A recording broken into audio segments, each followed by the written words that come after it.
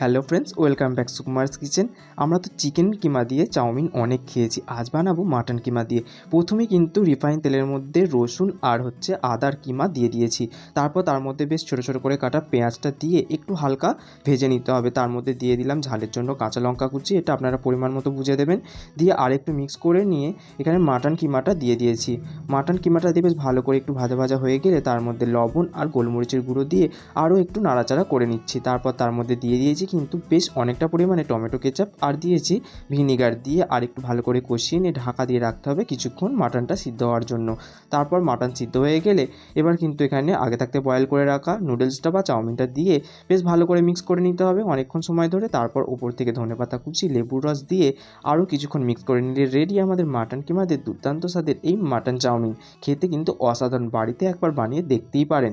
আর যদি আমার এই ভিডিও ভালো লেগে থাকে তাহলে অবশ্যই like, comment, share and subscribe করতে ভুলবেন না। দেখা হচ্ছে নেক্সট ভিডিও।